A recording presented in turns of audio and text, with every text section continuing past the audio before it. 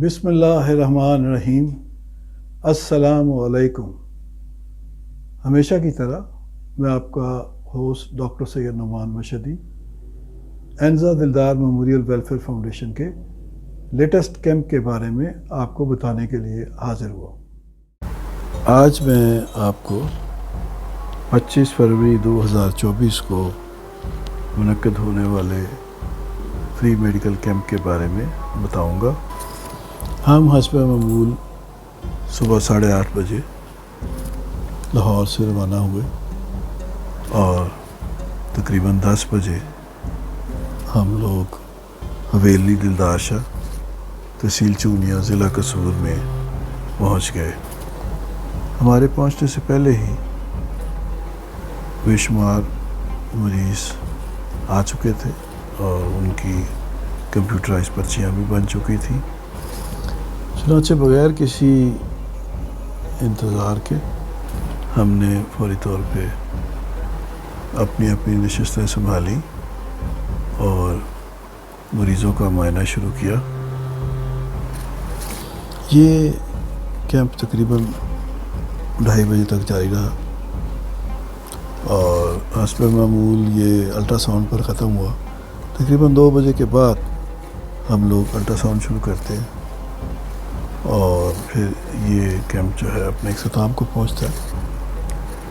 तो आज भी बेशुमार मरीज़ थे जिनकी कुछ तफसील इस तरह है कि जनरल अमराज के 286 मरीज़ आए और मराज बचगान के 34 मरीज़ आए, जल्दी अमराज के 42 मरीज़ आए, आँखों के 81 मरीज़ आए, ज़नाना अमराज के 10 मरीज़ आए, टीबी के 8 मरीज़ आए और आखिर में 4 मरीज़ों का अल्ट्रासाउंड किया गया।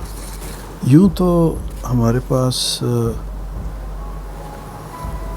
काफ़ी मुख्तलिफ़ किस्म के अमराज के मरीज़ आते हैं, लेकिन जब से अल्हम्दुलिल्लाह तकरीबन 9 साल पहले हमने ये कैंप शुरू किए तो उस वक़्त सबसे ज़्यादा हमारे पास जल्दी अमराज के मरीज़ आते थे और ख़ास तौर पे स्केबीज या ख़ारिश के।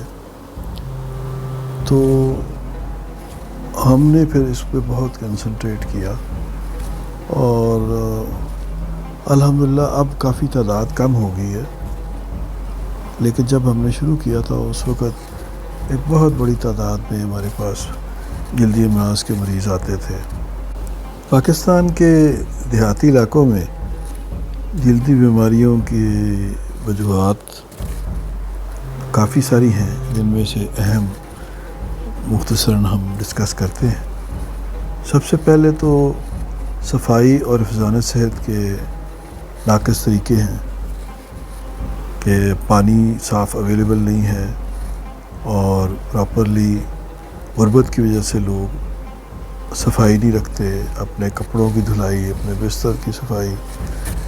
तो इस वजह से ये मामला जो है वो ख़राब हो जाता है और जल्दी बीमारियों का बायस बनता है।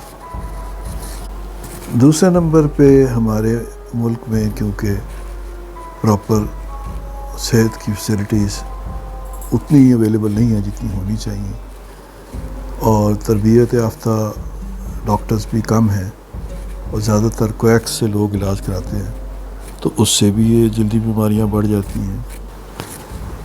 तीसरे नंबर पे माहौलियाती आलूदगी भी है और देहातों में जैसे बहुत ज़्यादा मिट्टी होती है, ज़री केमिकल्स होते हैं और पोल्यूशन भी, एयर क्वालिटी इंडेक्स जो है वो हमारा पाकिस्तान का बहुत बढ़ चुका है।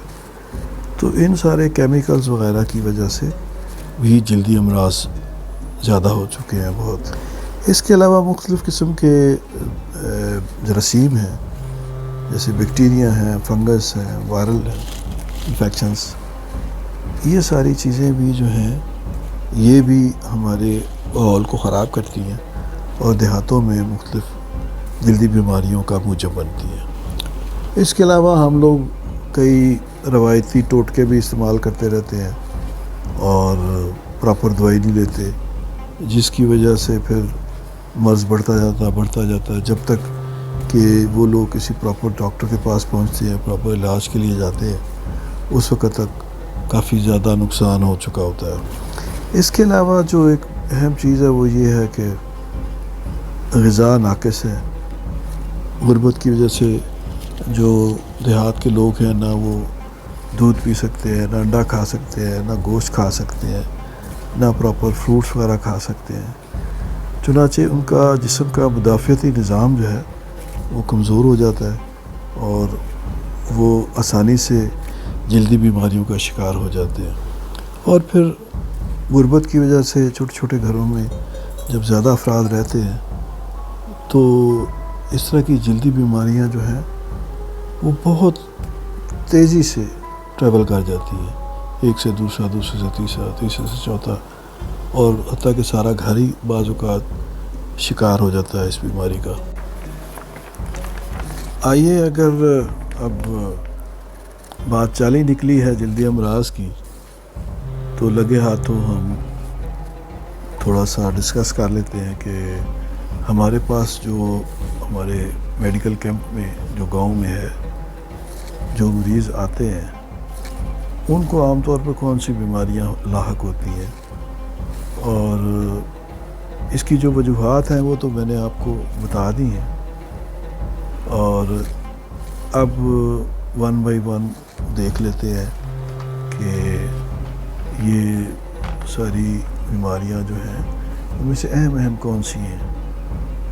تو جب سے ہم لوگ یہاں پہ ہم نے کام کرنا شروع کیا ہے تو سب سے زیادہ جو بیماری یہاں پہ ہم دیکھنے کو ملی ہے نا وہ ہے خارش کی بیماری، اور جسے ہم اپنی زبان میں اسکیبیز کہتے ہیں۔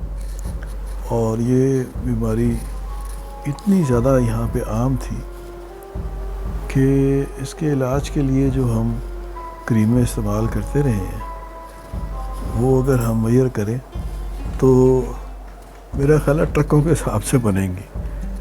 تو یہ ایک بہت بڑا چیلنج تھا، اور یہ ایسی بیماری ہے کہ ایک مریض سے دوسرا، دوسرے سے تیسرا، حتیٰ کہ جب بھی ہمارے پاس مریض آتے تھے تو 10 یا 12 افراد ہیں تو سب کے سب کو ہی خارش ہے، اور ان ساروں کو پھر ہم دوائی دیتے تھے۔ تو الحمدللہ اب اس میں کافی زیادہ کمی آ گئی ہے۔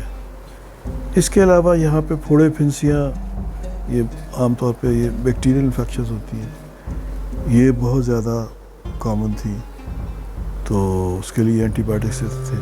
اس کے علاوہ چہرے کے مہاسے، کیل وغیرہ جسے ہم ایکنی کہتے ہیں اپنی زبان میں، تو خواتین میں خاص طور پہ یہ بھی بہت زیادہ پائی جاتی ہے، تو اس کے لیے بھی ہم علاج کرتے تھے۔ پھر وائرل انفیکشنز بہت تھیں، ہرپیز زوسٹر اور ہرپیز سمپلیکس وغیرہ، تو اس کے لیے بھی ہم پھر ان لوگوں کی ٹریٹمنٹ کرتے تھے۔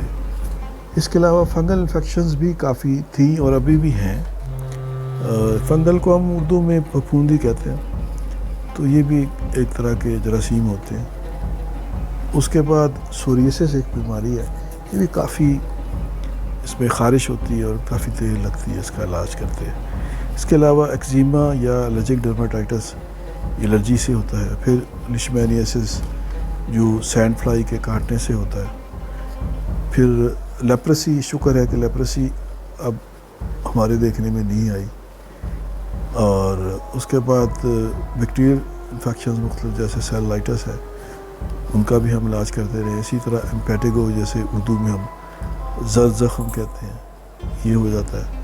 اور آخر میں جلنے سے بھی زخم ہو جاتے ہیں، ان کا ہم علاج کرتے ہیں۔ میں اپنے سب بہن بھائیوں کو اپیل کرتا ہوں کہ آپ لوگ اینزا دلدار فاؤنڈیشن کے غربت اور بیماری کے خلاف جاری کردہ جہاد میں پرزور طریقے سے شرکت کریں، اور اس میں شرکت کے 6 طریقے ہیں۔ پہلا طریقہ یہ ہے کہ اگر آپ ڈاکٹر ہیں، اگر آپ نرس ہیں، ڈسپینسر ہیں، لیب ٹیکنیشین ہیں، تو آپ سال میں 1 یا 2 مرتبہ چند گھنٹے رضاکارانہ طور پر عطیہ کریں، ہمارے ساتھ کیمپ میں جائیں اور وہاں جا کر اس جہاد میں شامل ہوں۔ دوسرا طریقہ یہ ہے کہ اگر آپ کے گھر میں کوئی کتابیں، ٹیکسٹ بکس، کوئی دیگر گھریلو اشیاء جو فالتو پڑی ہوئی ہیں، وہ سب اشیاء آپ ہمیں عطیہ کر سکتے ہیں، اور اس کے لیے آپ ہمیں پارسل بھی بھجوا سکتے ہیں، یا لاہور اور اس کے گرد و نواح میں آپ ہیں تو آپ ہمارے فون پر رابطہ کریں تو ہمارا نمائندہ آپ سے اس کو آپ کے گھر سے کلیکٹ کر لے گا۔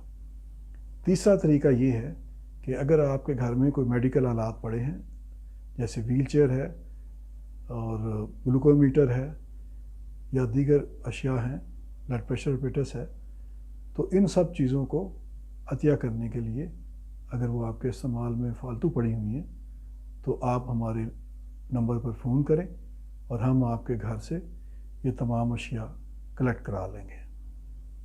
پانچواں طریقہ یہ ہے کہ ہمارے بورڈ آف گورنرز نے یہ فیصلہ کیا ہے کہ ہم صحت کی ان مفت سہولیات کو جاری رکھنے کے لیے اور ان کو بڑے پیمانے پر آپ تک پہنچانے کے لیے ایک مستقل ہسپتال بنایا جائے، اور اس کا نام سید نظر حسین مشہدی میموریل ہسپتال ہوگا، اور اس کے لیے زمین کا انتظام ہو چکا ہے اور نقشے بھی بن چکے ہیں، اور آپ سب سے اپیل ہے کہ آپ لوگ جوک در جوک اس کے لیے زکوٰۃ، صدقات، خمس و دیگر عطیات ہمیں دیں تاکہ اس ہسپتال کی تعمیر جلد از جلد مکمل ہو جائے اور ہم یہ جو سلسلہ ہے اس کو مسلسل جاری رکھ سکیں۔ چھٹا طریقہ یہ ہے کہ آپ نقد عطیات ہمارے اکاؤنٹ میں جمع کروائیں۔ شکریہ۔